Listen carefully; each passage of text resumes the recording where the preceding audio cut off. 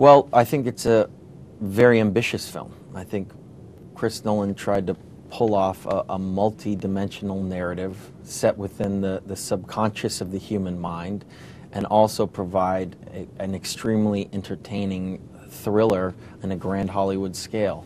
But also, you know, and you're dealing with surreal worlds here. You're dealing with surreal worlds and, you know, almost an existential film at times. But at the same time, you're very deeply rooted in these characters' journeys to come to terms with the truth of their past and accomplish this underlying goal that they have. And my goal in the movie is to get back home to my family. I mean, I'm in the black market of the dream world. My job is to infiltrate people's minds, extract information, and here we are trying to pull off this grand scale idea of planting something in somebody's mind. So I'm assembling a team of people to do that, and I think the audience is with all these characters on that journey. They're experiencing these experiences with them for the first time, and that's what Chris Nolan managed to do in a plot structure that makes it engaging for an audience.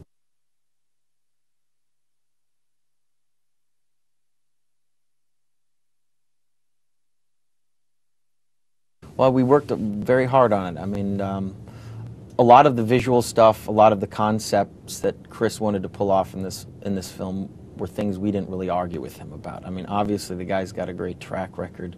He's done amazing work in the past. He's pulled off concepts like this and made them digestible for an audience.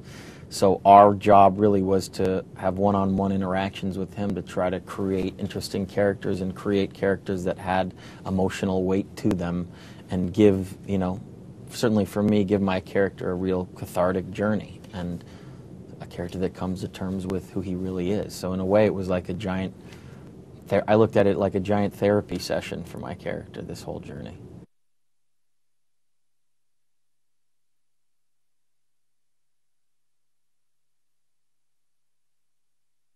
I think it's very difficult to put an exact science in the dream world. I think obviously there are things that we repress in our emotions, thoughts that we have in life, concepts, you know, fears that submerge during that state of dreaming, that unconscious world. And to put an exact, you know, science on it is very difficult. And I tried to do the traditional sort of approach to this movie where I was, you know, reading up on dream analysis and the meanings of it. And at the end of the day, this is a very specific dream world that's in the mind of Chris Nolan. So all the research came from the creative talks with him and had to be looked at in a different way.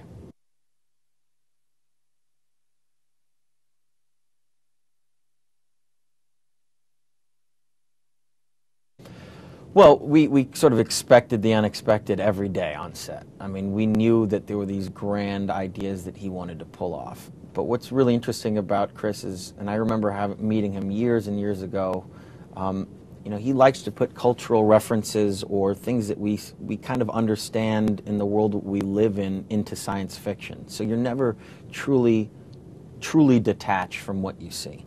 And Chris likes to be on real locations. He likes to redress the sets according to what he wants it to look like visually. So there wasn't a lot of green screen. There wasn't a lot of things that made us feel like we weren't really there. We were in these real places around the world, and we felt, and it helps us as actors. It really grounds you.